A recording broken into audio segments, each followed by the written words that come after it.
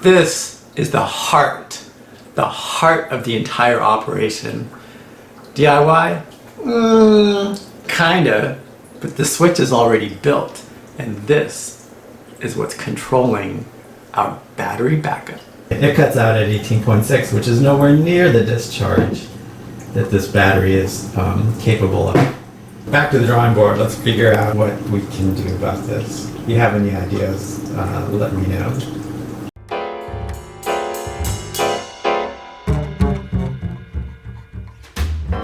And this one, I charged it a couple days ago. It's got a full charge on it. Let's get the phone over here, the clock going on it. What? Yeah, stopwatch. Reset. Okay, this time I'm not even going to bother with plugging and unplugging the power supply. I'm just put it off to the side. I'm just going to plug the battery directly into it. Eventually I'll put that board in a box. Boom, boom.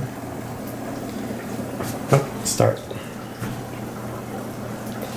All right, we will come back in 4 hours and see if it's still running. 4.5 amp hours, that means that pulling 1 bar, it's probably pulling 1 amp off of this 18 volt battery. So that was kind of a disaster. I ended up having to run the test a couple of times because I came back after a couple hours and the pump was off. So I reset everything, recharged the battery, put it back on again, and it only lasted about 1 hour and 15 minutes. And the bars are still fully on, so it did not use anything.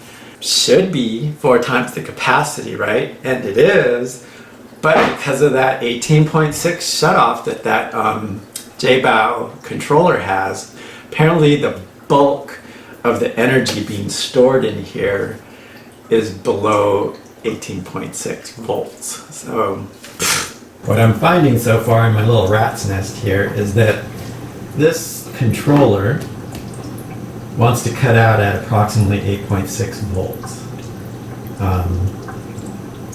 And what that means is I cannot use an 18 volt Ryobi battery alone. It cuts out at 18.6, which is nowhere near the discharge that this battery is capable of.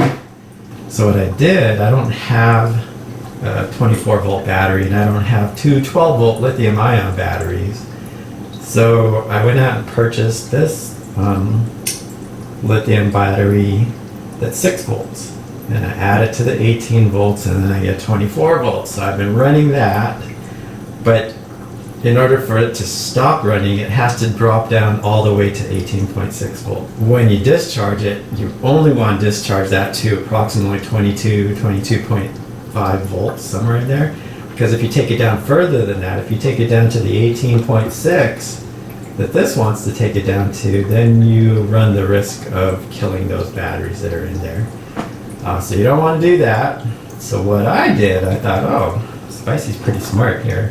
We'll get ourselves a little controller shutoff. So what this controller does is it shuts the battery down once it hits a set voltage, and you can preset that to whatever you want. Now pump is running right now. What I did was I added a controller, a shutoff, so when the battery hits a certain voltage, you can preset that to whatever you want. I set it to 22.5. And so when it hits 22.5, it'll automatically shut off. But it's still going to run the clock, which runs at 25 milliamps. And if I'm gone on vacation or something, or I'm just going to be gone from the house for a prolonged period of time, and that battery shuts down, and it's still going to be drawing current off of the battery, which is going to, it'll draw it till the battery drops to 0. So that's kind of a 25 milliamps. It probably won't get to 0 by the time I get home. But I don't like it. What I did also on this This is a 4 amp hour battery, and it ran almost 4 hours. Let's see. Let's open this up. Pull my timer out. There, it ran, 3 hours and 55 minutes. That's not too bad. So it must be pulling about an amp up over here, all the juice that it's pulling. Anyway, I'm kind of back to the drawing board because I don't really like the way this operates. You see here that it's, after I took the juice off and then plugged the juice back into it, reset itself to the 12 volts. By default, it gets set to the 12 volts. So the memory in here doesn't have any memory, doesn't have any hard memory. It's a floating memory that's in here. It will not remember the 22.2 volts that I set it at, or whatever it was that I set it at. It's pretty easy to set. You get the 12 there, you hit it a couple of times, you see a blink, then you can push that up to whatever you want it to cut out at. In my case, I'm pretty sure I set it to 22.5. Then you just let it alone, and then it goes back, and the way you can verify it is just click it, 22.5, boop, it cut off because it hit 22.5.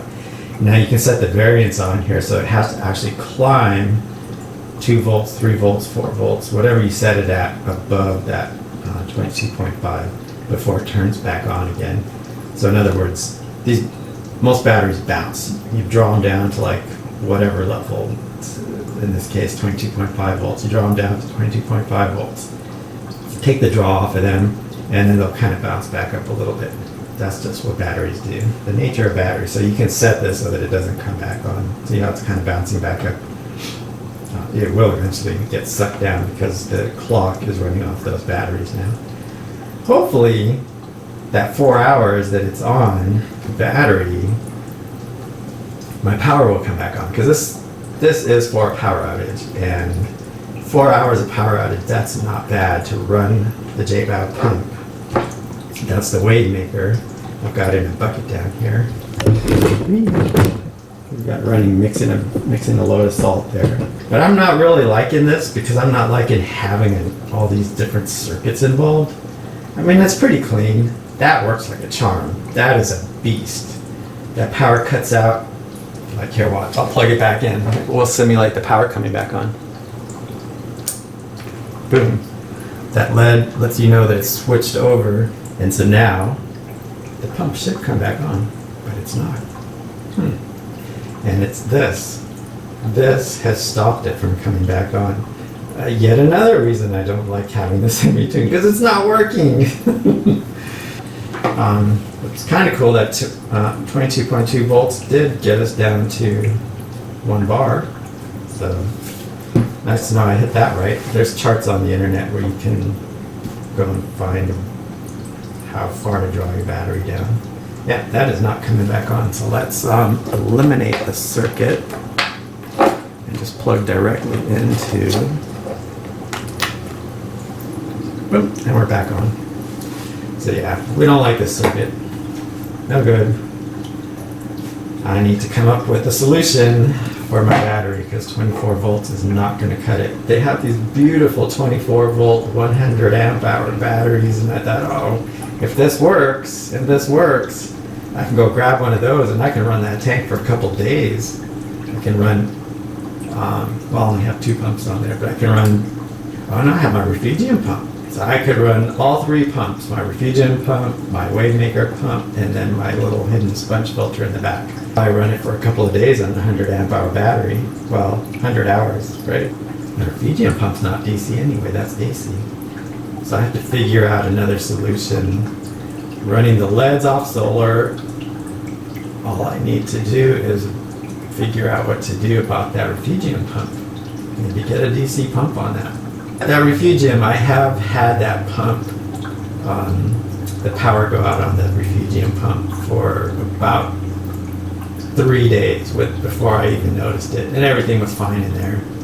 The clown is fine in there, the plants were fine in there, the water just happened to drop down to room temperature, so it dropped down to 68, so everything was living off of 68 degrees before I got that pump. back up and running. So not bad, 3 days. But I think I might go get a DC pump just to make sure everything stays smooth. Back to the drawing board. Let's figure out what we can do about this. If you have any ideas, let me know. I was wondering why that ball kept getting bigger, and then it hit me. That was awesome.